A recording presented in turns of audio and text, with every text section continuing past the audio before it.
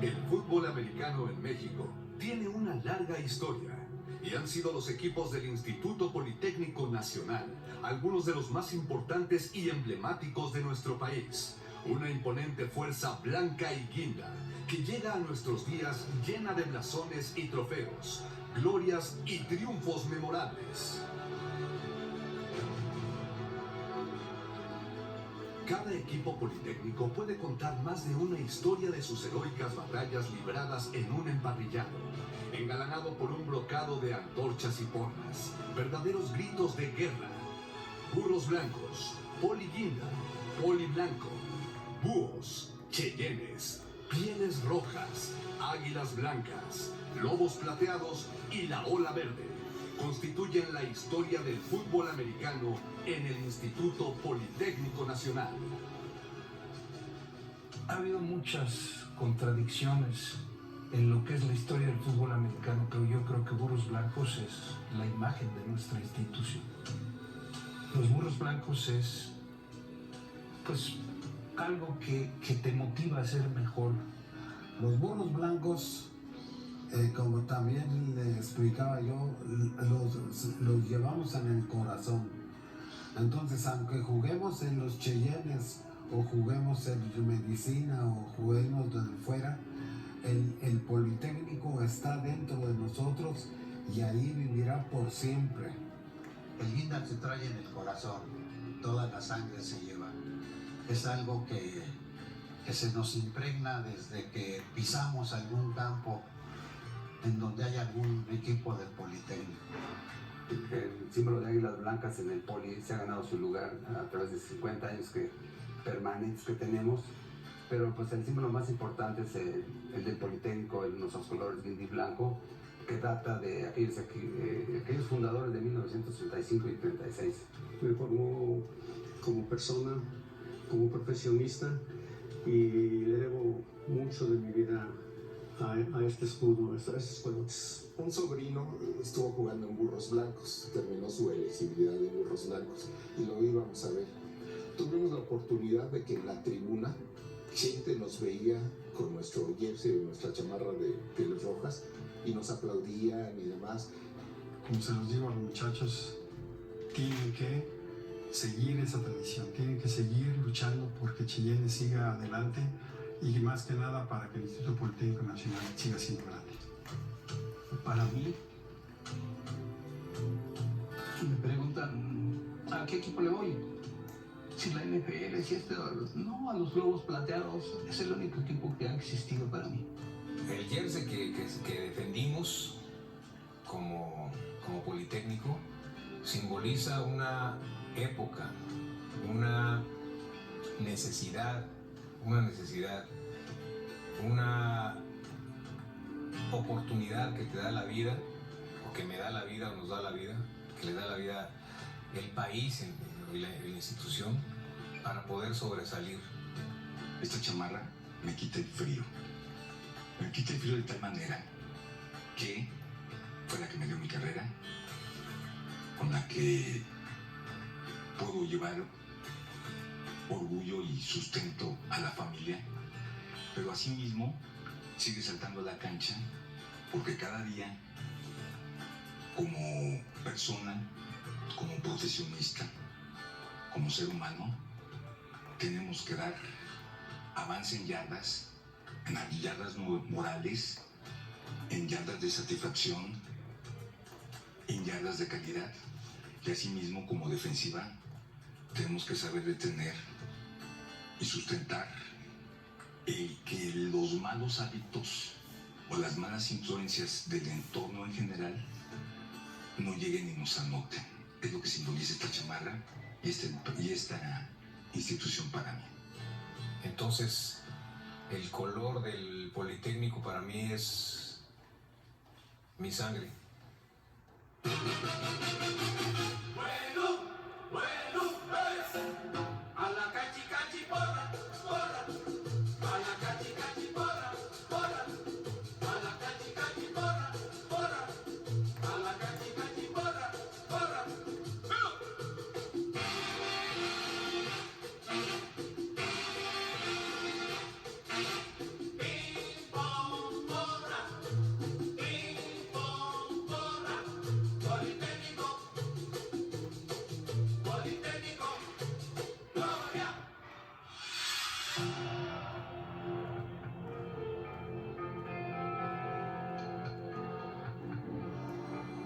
término del siglo XIX, algunos jóvenes mexicanos privilegiados realizaban sus estudios superiores en universidades americanas.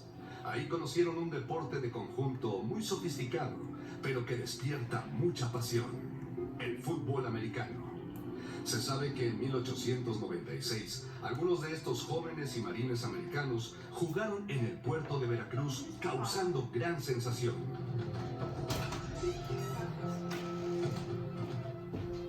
A inicios del siglo XX, México es un país muy diferente del que conocemos. Es un país rural. El 80% de los mexicanos vive en poblaciones de menos de 10,000 habitantes, en rancherías y haciendas. Las ciudades son muy pequeñas. La Ciudad de México tiene poco más de 200,000 habitantes y todavía la atraviesa una red de ríos, como San Juan de Letrán o el río Churubusco. En este México rural, las principales diversiones públicas se relacionan con la ganadería y el campo, la charrería, los palenques y sus peleas de gallos y, por supuesto, la fiesta brava. Los toreros son los ídolos del país. Solo el 20% de los mexicanos sabe leer y escribir. Menos del 5% tiene estudios universitarios. Era urgente contar con estudios superiores modernos que pudieran cursarse en México sin salir al extranjero. A eso se aboca un intelectual universal, Justo Sierra Méndez, quien con el apoyo del presidente Porfirio Díaz funda en 1910 la Universidad Nacional de México.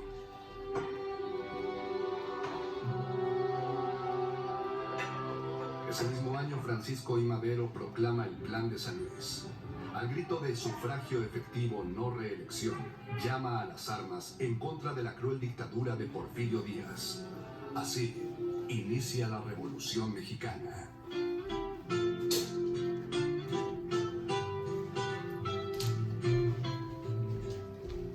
Mientras que en México las facciones revolucionarias se disputan el poder, el mundo estalla en un conflicto bélico sin precedente en la historia: la Primera Guerra Mundial.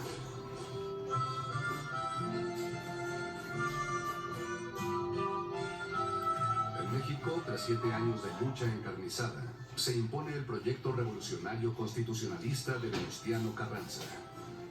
Triunfa la revolución y los dirigentes del proceso revolucionario se plantean un objetivo muy importante: industrializar al país. Un proceso de industrialización de un país requiere gente capacitada al más alto nivel, ingenieros, científicos.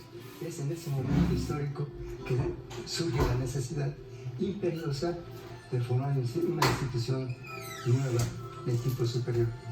Entonces se aglutinan las escuelas que ya existían, que se fueron creando. Eso ocurrió, fíjense, en un lapso de tiempo más o menos del 22 al 36, en 14 años. La Revolución Mexicana termina por transformar completamente al país. Uno de sus pilares ideológicos es la reforma educativa.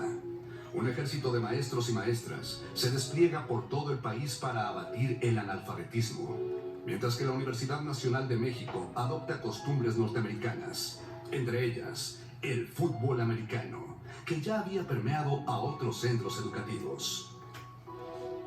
Entre ellos, las escuelas técnicas de larga historia y tradición.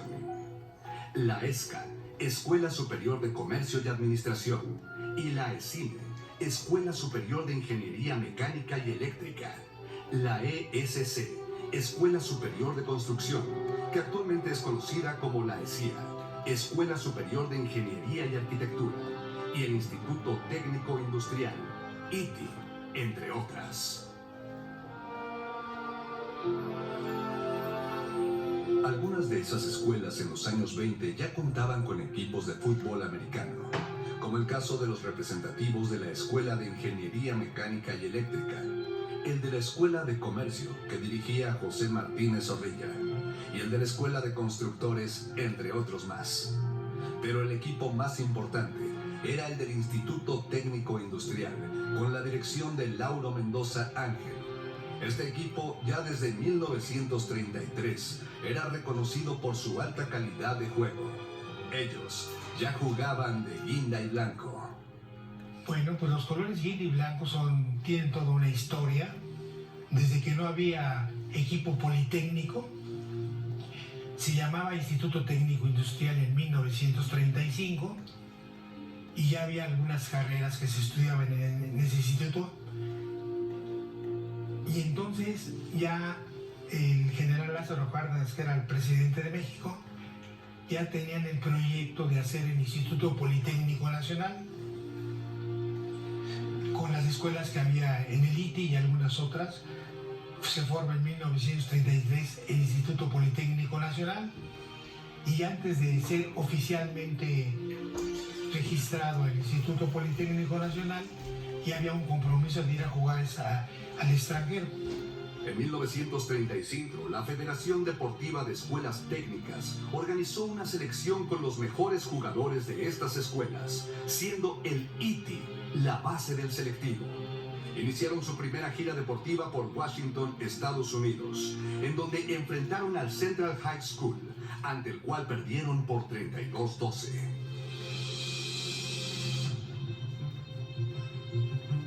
El 15 de noviembre de 1935, la selección debutó en México, ganándole al Centro Atlético de México, CAM, que había forjado su reputación al repetir como campeón durante los años de 1931 a 1933. De esta manera, la selección de escuelas técnicas irrumpía en el primer plano del fútbol americano con grandes esperanzas de convertirse en uno de los grandes. Mi padre y mi tío el mayor, Ernesto Tepichín Flores, fue de los fundadores del primer equipo del Politécnico. Y ahí se conocieron los dos en lo que antiguamente se conoció como el ITI, Instituto Técnico Industrial, que es el antecedente histórico del Politécnico.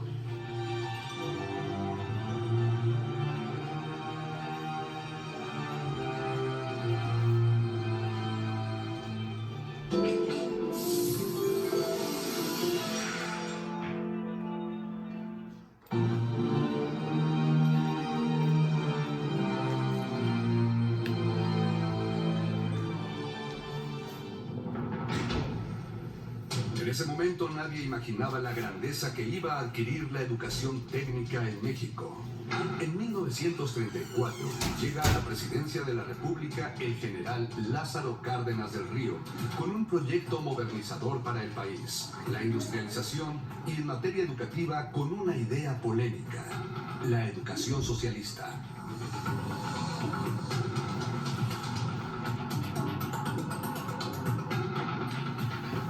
En 1929, la Universidad Nacional de México ganó su autonomía por un movimiento estudiantil excepcional, transformándose en la Universidad Nacional Autónoma de México, la UNAM, que no obstante utiliza esa autonomía para oponerse al proyecto educativo del presidente. Pero el proyecto modernizador de México requería un impulso universitario sin precedente, ingenieros de diversas ramas, desarrollo de tecnología, innovación e investigación. Por ello se presenta un proyecto educativo extraordinario, la fundación del Instituto Politécnico Nacional. El país necesitaba transitar a la industrialización. Y lo pidieron el movimiento obrero de México organizado, unificado. En 1924 lo pidieron los intelectuales, Narciso Bassols. En 1933 lo pidieron los dirigentes políticos, Álvaro Obregón, Lázaro Cárdenas. En fin, todo un movimiento nacional para mejorar el sistema de educación técnica y que daría finalmente lugar a la creación del Politécnico. Entonces, intervinieron gente notable, intelectuales como Luis Enrique Herro, un científico muy importante, de los primeros científicos mexicanos que se dieron a conocer internacionalmente. Vallejo Márquez, que se había educado en Europa. Es decir, hubo una conclusión de que de un gobierno revolucionario que quería construir una nueva economía, con 17 intelectuales que se formaron en Estados Unidos, en Europa, en la UNAM y en el Colegio Militar. Entonces, esos fueron los que se juntaron y diseñaron lo que sería el Politécnico. Es la única institución que ha sido producto de todo un movimiento popular, casi un movimiento nacional. Los obreros, los intelectuales, los militares, los políticos, todos se pronunciaron demandando mejor calidad para la enseñanza técnica y un sistema que funcionara como tal. Eso fue lo que produjo que en 1935 el presidente Cárdenas, desde el Congreso de la Unión, con todos los poderes públicos presentes, diera la indicación de que se estaba construyendo el proyecto del Instituto Politécnico Nacional. Eso fue en 1935. Gracias a la iniciativa de uno de los 7 sabios de México, Narciso Bassols, y a los ingenieros Luis Enrique Erro y Carlos Vallejo Márquez, así como al senador de la República, Juan de Dios Batis, con el beneplácito del presidente Lázaro Cárdenas, se funda en 1936 el Instituto Politécnico Nacional. Justo en el año de la fundación del IPN, va a surgir la Liga Mayor de Fútbol Americano, heredera de una organización previa que ya contemplaba la integración de diversos equipos llamados de primera fuerza, es decir, universitarios. El Politécnico siempre fue un gran equipo. Cuando se formó en 1935, Octavio Borosaro, que era uno de los jugadores, convenció al general Cárdenas para que utilizara al equipo de fútbol americano para constituir al Politécnico. Era un equipo muy querido, nada más que el Politécnico en aquellos tiempos no estaba instituido, eran puras escuelas técnicas. El antecedente que tiene el fútbol americano dentro del Instituto Politécnico Nacional es en 1935, cuando se hace una gira a los Estados Unidos y se le pide a Octavio Borosaro, que era el estudiante de la ESCA, que integre un equipo. Ese equipo se le llamó escuelas técnicas. Una de ellas era el ITI, la ESCA, Escuela de Constructores, y la EIME, hoy ESIME. Ese conjunto juega en Washington con el coach Roberto P. Martin. A su regreso ya no viene este coach y un jugador que era el Sapo Mendiola, se queda como head coach en 1936.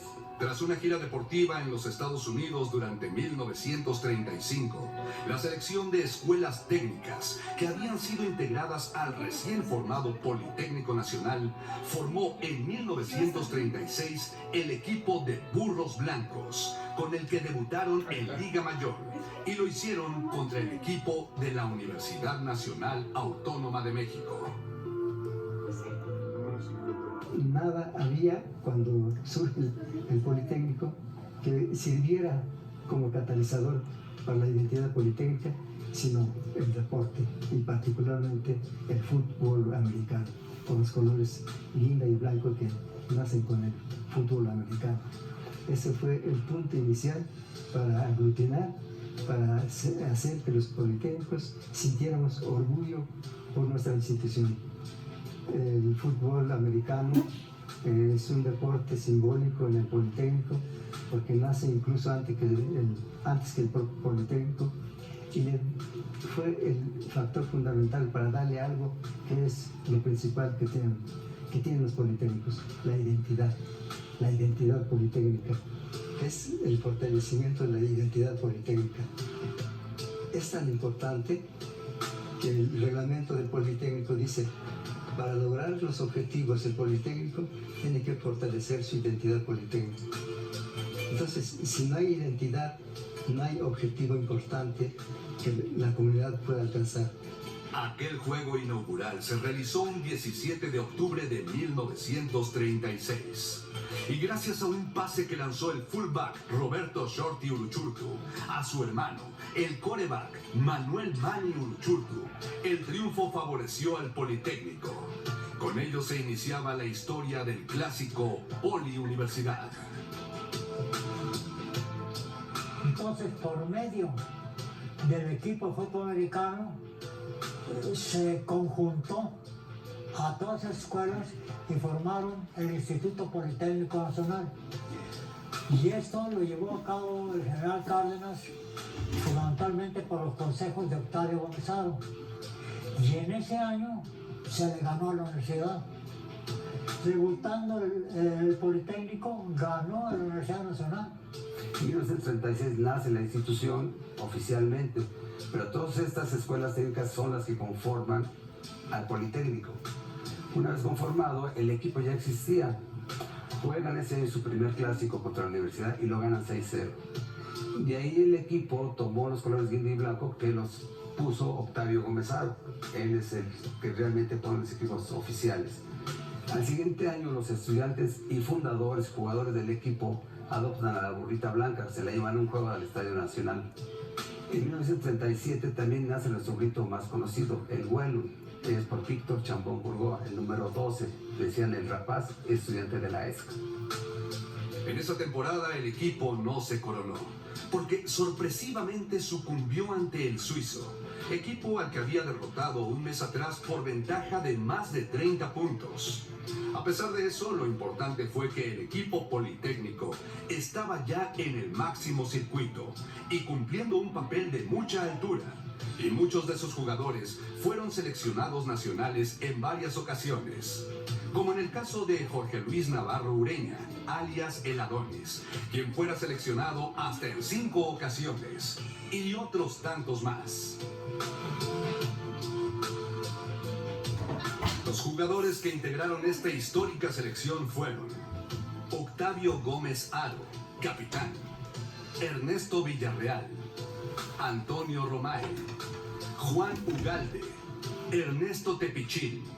De los 8 hermanos de la familia Tepichín, los 8 jugaron en el Politécnico en diferentes categorías.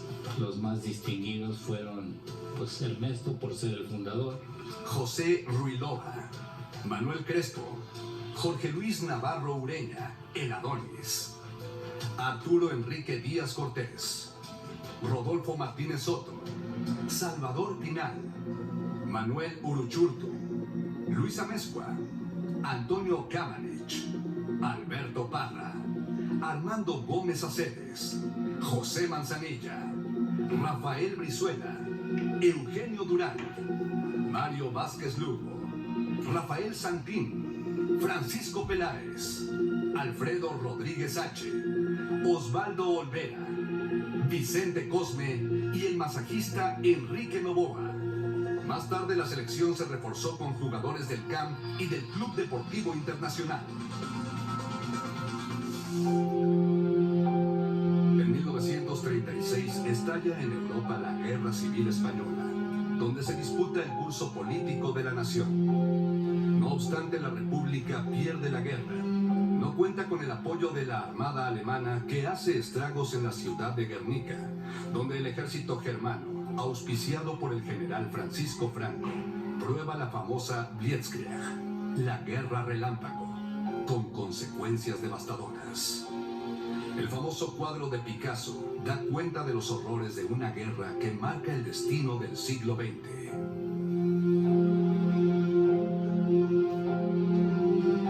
El presidente Lázaro Cárdenas apoya a la República Española y acepta abrir las puertas de México a los exiliados republicanos.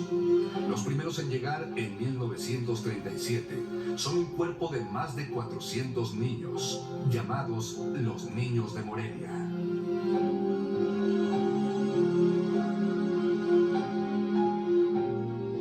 La apertura de México al asilar a algunos de los más brillantes maestros e intelectuales españoles legaría al país una enorme riqueza cultural, de la que no estuvo exento el Instituto Politécnico Nacional. Por sus aulas pasaron grandes personalidades del exilio español en México. Mientras tanto, el Politécnico seguía creciendo en la Liga Mayor. En 1938, el IPN venció a todos los competidores, excepto a la universidad, quedando muy cerca del campeonato. Los años siguientes fueron de crecimiento y organización. Nadie sabía en ese momento que un padre benedictino, que había sido half derecho en el Colegio San Benedicto de Kansas, equipo supercampeón entre 1934 y 1938, y que llegó a México con un proyecto agrícola social, se convertiría en uno de los mayores emblemas del fútbol americano politécnico, el padre Lambert, quien le dará a los Burros Blancos del Instituto Politécnico Nacional su primer campeonato.